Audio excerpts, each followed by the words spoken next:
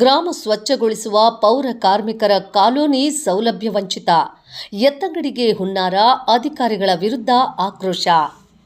ಚರಂಡಿ ವ್ಯವಸ್ಥೆ ಇಲ್ಲ, ರಸ್ತೆ ಕಂಡೇ ಇಲ್ಲ, ಗೊಬ್ಬೆದ್ದು ನಾರುವ ಕಾಲೋನಿ, ಕಣ್ಣ ಮುಚ್ಚಾಲೆ ಆಡುವ ವಿದ್ಯುತ್. ಇದು ಗ್ರಾಮವನ್ನು ಸ್ವಚ್ಛಗೊಳಿಸಿ ಆರೋಗ್ಯ ವಾತಾವರಣ ಕಲ್ಪಿಸಲು ನಿರಂತರವಾಗಿ ಶ್ರಮಿಸುವ ಪೌರ ಕಾರ್ಮಿಕ ಕುಟುಂಬಗಳ ದುಸ್ಥಿತಿ.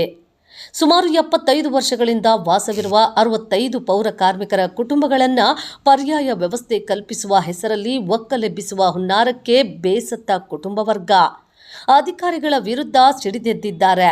ಪ್ರಾಣ ಬೇಕಾದ್ರೆ ಬಿಡ್ತೀವಿ, ಜಾಗ ಬಿಟ್ಟು ಕದಲಲ್ಲ ಎಂದು ಪಟ್ಟು ಹಿಡಿದಿದ್ದಾರೆ ನೊಂದ ಕಾಲೋನಿ ಜನ. ಇದು ನಂಜನಗೂಡು ತಾಲೂಕು ಹುಲ್ಲಳ್ಳಿ ಗ್ರಾಮದ ಪೌರ ಕಾರ್ಮಿಕರ ಕಾಲೋನಿಯ ಜನರ ನರಳಾಟ.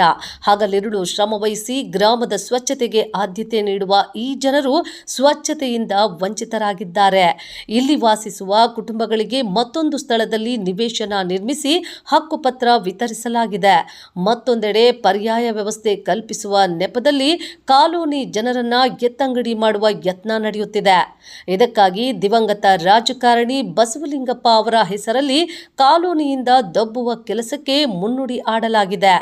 ಹುಲ್ಲಳ್ಳಿಯಿಂದ 2 ಕಿಲೋಮೀಟರ್ ದೂರದಲ್ಲಿ ಜಾಗ ಗುರುತಿಸಲಾಗಿದೆ.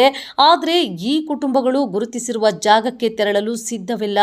ವಾಸ ಮಾಡಲು ಯೋಗ್ಯವಿಲ್ಲದ ಸ್ಥಳಕ್ಕೆ ಒಕ್ಕಲೆಬ್ಬಿಸುವ ಹುನ್ನಾರಕ್ಕೆ ಪೌರ ಕಾರ್ಮಿಕರ ಕುಟುಂಬ ಬೇಸತ್ತಿದೆ. ಯಾವುದೇ ಕಾರಣಕ್ಕೂ ಅಲ್ಲಿಗೆ ಹೋಗಲ್ಲ, ನಾವು ಪ್ರಸ್ತುತ ವಾಸಿಸುವ ಜಾಗದಲ್ಲೇ ಬದುಕಲು ಅವಕಾಶ ಕೊಡಿ, ಮೂಲಭೂತ ಸೌಕರ್ಯ ಕಲ್ಪಿಸಿ ಎಂದು ಪಟ್ಟು ಹಿಡಿದಿದ್ದಾರೆ. ಒಟ್ಟಾರೆ ಸ್ವಚ್ಛತೆಗಾಗಿ ಮೀಸಲಾದ ಜನಕ್ಕೆ ಸ್ವಚ್ಛತೆ ಮರೀಚಿಕೆಯಾಗಿದೆ. ಇನ್ನಾದರೂ ನಂಜನಗೂಡು ತಾಲೂಕು ಆಡಳಿತ ಪೌರ ಕಾರ್ಮಿಕರ ಒಳಿತಿಗಾಗಿ ಕಾಲೋನಿಗೆ ಮೂಲಭೂತ ಸೌಕರ್ಯ ಕಲ್ಪಿಸಲಿ.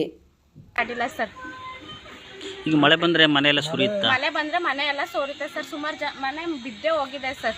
ನಮ್ಮ ಮನೆ ಒಳಗಡೆ ಎಲ್ಲ ಬಂದು ನೋಡ್ತೀವಿ ಅಂದ್ರೆ ಮನೆ ನೀರ್ ಹಾಕಿರ್ತೀವಲ್ಲ ಸರ್, ಅದೆಲ್ಲ ಗೆದ್ದಲು ತಿನ್ಕೊಂಡಿದೆ ನಮ್ಮ ಮನೆಯಲ್ಲ. ನಾವು ಇಲ್ಲಿ ನೋಡ್ಕೊಂಡು ಮಾತಾಡಂಗಿದ್ದು ಏನೋ ಚಿಕ್ಕ ಮಗಳು ನೋಡೋದು, ಬರೀ ಸೊಳ್ಳೆ, ಡ್ರೈನೇಜ್ ಕ್ಲೀನ್ ಇಲ್ಲ, ಏನು ಡೀಸೆಂಟ್ ಇಲ್ಲ, ಡಿಸಿಪ್ಲಿನ್ ಇಲ್ಲ. ಯಾರು ಆಫೀಸರ್ ಯಾರು ಬರ್ತಾವ್ರೆ ವರ್ಷಕ್ಕೆ ಒಂದೇ ಸತಿ ಬರೋದು, ಅದು ಮಳೆ ನೀರು ಬಂದು ಬಂದು ವಿಸಿಟ್ ಕೊಟ್ಬಿಟ್ಟು ಹಿಂಗೆ ಫೋಟೋ ತಗೊಂಡು ಹೋಗ್ತಾರೆ ಅಷ್ಟೇ ಸರ್. ಅದಾದ್ಮೇಲೆ ಬಂದು ಏನು ಅಂತ ಏನು ಕೇಳೋದು ಇಲ್ಲ, ಏನು ಇಲ್ಲ ಸರ್. ಊರೆಲ್ಲ ಕ್ಲೀನ್ ಮಾಡ್ತಾರೆ. ಇದೇ ಏರಿಯಾದ ಪೌರ ಕಾರ್ಮಿಕರೇ ಊರೆಲ್ಲ ಕ್ಲೀನ್ ಮಾಡ್ತಾರೆ. ನಮ್ಮ ಏರಿಯಾ ಕ್ಲೀನ್ ಆಗಿರ್ಬೇಕಲ್ವಾ ಸರ್? ಅದೇ ಇಲ್ಲ ಸರ್, ಯಾರು ಕೇಳೋದೇ ಇಲ್ಲ. ಕೇಳಿದ್ರೆ ನಿಮ್ಗೆ ಜಾಗ ಕೊಟ್ಟಿದಾರಲ್ವಾ ಅಂತ ಹೇಳ್ತಾರೆ. ಅಲ್ಲಿ ಜಾಗ ಕೊಟ್ಟು ಅಲ್ಲಿ ಮನೆ ಮಾಡ್ಕೊಡೋದಂತ ಇಲ್ಲಿ ನಾವು ಚೆನ್ನಾಗಿರ್ಬೇಕಲ್ವಾ ಸರ್? ಇಲ್ಲೊಂದು ಕರೆಕ್ಟಾಗಿ ಕರೆಂಟ್ ವ್ಯವಸ್ಥೆನೂ ಇರಲ್ಲ ಸರ್. ಬಂದು ಹಾಕ್ತಾರೆ, ಲೈಟ್ ಹಾಕ್ತಾರೆ, ಅದು ಒಂದು 3 ದಿನ 4 ದಿನ ಉರಿಯುತ್ತೆ. ಆ ಕಡೆ ಲಾಸ್ಟಲ್ಲಿ ಕರೆಂಟ್ ಕಂಬ ಇದೆ ಸರ್ ಅಷ್ಟೇ. ಲೈಟ್ ವ್ಯವಸ್ಥೆ ಏನಂದ್ರೆ ಏನು